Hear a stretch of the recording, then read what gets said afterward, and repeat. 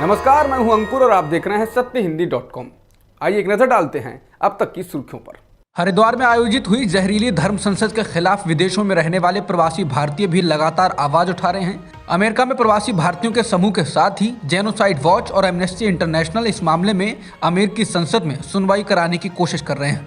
हरिद्वार में हुई धर्म संसद में मुसलमानों के नरसंहार की बातें की गईं और उसके बाद उत्तराखंड की पुलिस का रवैया भी इस मामले में बेहद खराब रहा।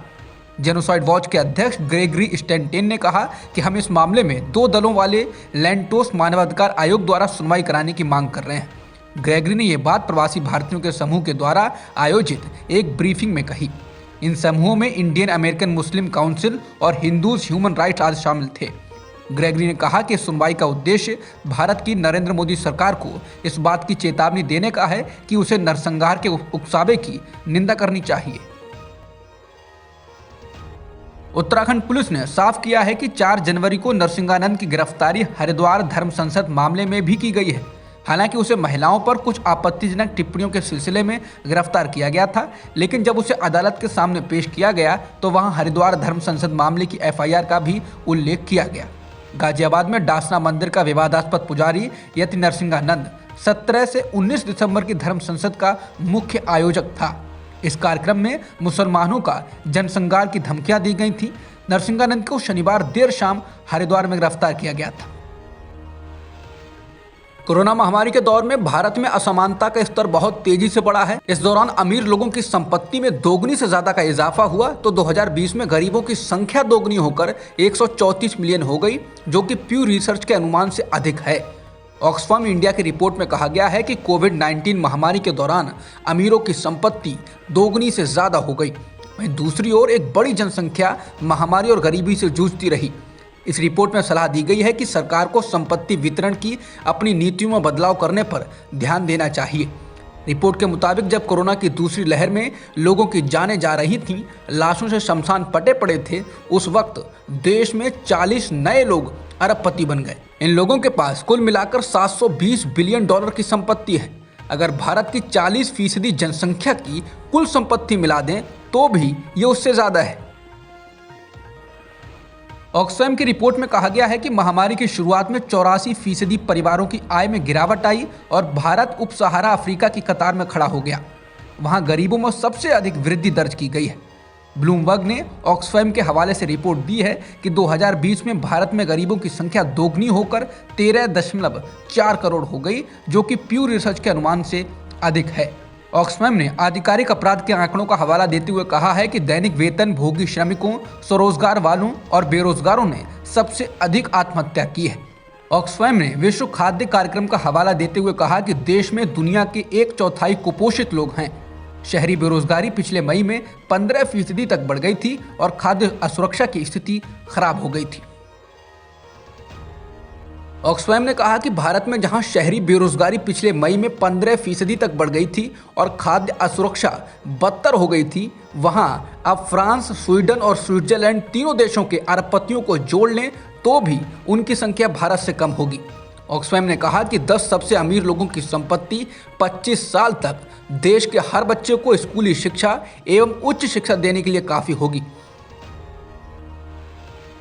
पंजाब में विधानसभा चुनाव के लिए मतदान 20 फरवरी को होगा। पहले मतदान की तिथि 14 फरवरी थी, लेकिन पंजाब की सरकार और सभी प्रमुख राजनीतिक दलों ने मतदान की तिथि को आगे बढ़ाने की मांग की थी। मुख्यमंत्री चरणजीत सिंह चन्नी, बीजेपी, आम आदमी पार्टी ने चुनाव आयोग से मांग की थी कि गुरु रविदास जयंती को देखते हुए मतदान की तिथि आगे बढ़ा दी जाए, क्योंकि गुरु रविदास जयंती पर पंजाब से बड़ी संख्या में श्रद्धालु वाराणसी जाते हैं और इससे वो लोग वोट डालने से वंचित रह सकते हैं।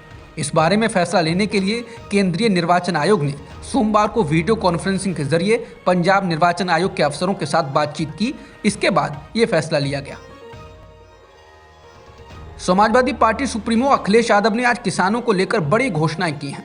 उन्होंने कहा कि उत्तर प्रदेश में अगर सपा सरकार आई तो हमारी सरकार सभी फसलों की MSP तय करेगी और गन्ने के भुगतान की व्यवस्था 15 दिनों में कराई जाएगी। इसके अलावा किसानों को ब्याज मुक्त लोन और बीमा पेंशन की सुविधा दी जाएगी और किसानों पर लगे मुकदमे वापस किए जाएंगे। अखिलेश यादव ने लखीमपुर खीरी में घायल हुए किसान नेता तेजेंद्र सिंह विर्क के साथ अन्य संकल्प लिया, जिसमें बीजेपी को हटाने और हराने का संकल्प लिया गया। अखिलेश ने कहा कि किसानों के सम्मान के लिए वो कभी भी पीछे नहीं हटेंगे।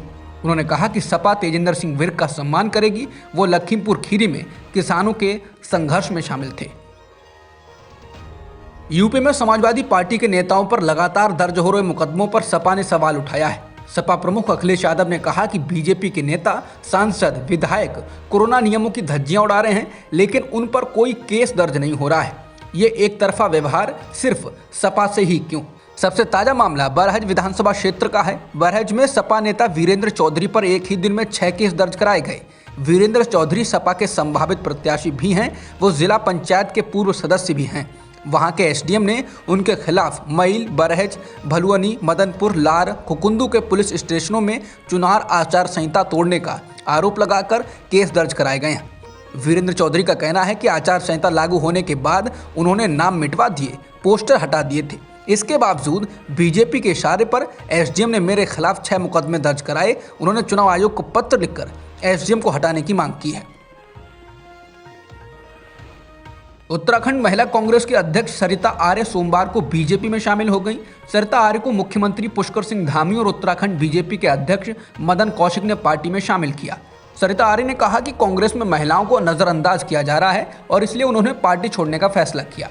सरिता आर्य नैनीताल सीट से विधायक रही हैं और इस बार भी वहां से टिकट मांग रही थी, लेकिन पूर्व कैबिनेट मंत्री यशपाल आर्य के बेटे संजीव आर्य को नैनीताल से टिकट मिलना तय माना जा रहा है। ऐसे में सरिता आर्य को टिकट मिलना मुश्किल था। अब ये लगभग तय है कि बीजेपी सरिता आर्य को नैनीताल सीट से चुनाव मैदान में उतारेगी। उत्तराखंड बीजेपी द्वारा 6 साल के लिए पार्टी से निष्कासित किए जाने के बाद राज्य सरकार में मंत्री रहे हरक सिंह रावत ने कहा कि राज्य में कांग्रेस की सरकार बनने जा रही है और वो कांग्रेस के लिए काम करेंगे। उन्होंने कहा कि मुझे इन लोगों ने निकाल दिया तो क्या करूंगा, घर तो बैठूंगा नहीं, इसलिए कांग्रेस के लिए काम करूंगा। अब मैं कांग्रेस के साथ बातचीत करूंगा और कांग्रेस में शामिल होऊंगा। प्रदेश में कांग्रेस की सरकार बनने जा रही है और वो भी पूर्ण बहुमत के साथ। शिवसेना और एनसीपी गोवा के विधानसभा चुनाव में मिलकर ताल ठोकेंगे। शिवसेना के सांसद संजय राउत ने रविवार को एएनआई से कहा कि दोनों दलों के बीच 18 जनवरी को सीटों के बंटवारे को लेकर चर्चा होगी। बता दें कि ऐसी चर्चा थी कि कांग्रेस शिवसेना और एनसीपी को गोवा में कुछ सीटें दे सकती है। इसे लेकर संजय राउत की कांग्रेस के पूर्व अध्यक्ष राहुल गांधी और पार्टी की राष्ट्रीय महासचिव प्रियंका गांधी वाड्रा से भी मुलाकात हुई थी, लेकिन अब ये साफ हो गया है कि शिवसेना और एनसीपी कांग्रेस से अलग चुनाव लड़ेंगे। शिवसेना सांसद संजय राउत ने यूपी के सीएम योगी आदित्यनाथ के गोरखपुर से लड़ने को लेकर निशाना साधा। राउत ने कहा कि योगी जी चुनाव कहीं से भी लड़ लें, लेकिन जनता उन्हें वोट नहीं देने वाली है। समाचार एजेंसी एएनआई से बात करते हुए राउत ने कहा, उत्तर प्रदेश की टक्कर और चक्कर राजनीति में बहुत महत्वपूर्ण है।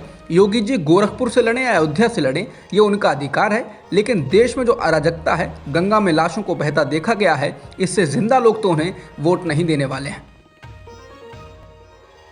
83 वर्षीय जाने माने कथक नर्तक पंडित बिरजू महाराज का रविवार देर रात को निधन हो गया। पद्म विभूषण सम्मान से सम्मानित बिरजू महाराज के निधन की जानकारी उनके पोते स्वरांश मिश्रा ने फेसबुक पोस्ट के जरिए दी। उनकी पोती रागिनी महाराज ने बताया कि 1 महीने से उनका इलाज चल रहा था, लेकिन बीती रात उन्हें सांस लेने में तकलीफ हुई, जिससे उन्हें तुरंत अस्पताल लाया गया। हालांकि डॉक्टर उनकी जान नहीं बचा पाए। राष्ट्रपति रामनाथ कोविंद और प्रधानमंत्री मोदी ने उनके निधन पर शोक जताया है। अब तक की खबरों में इतना ही। बाकी खबरों के लिए बने रहिए सत्यहिंदी.com के साथ। सत्य हिंदी का ऐप डाउनलोड करें गूगल प्ले स्टोर पर।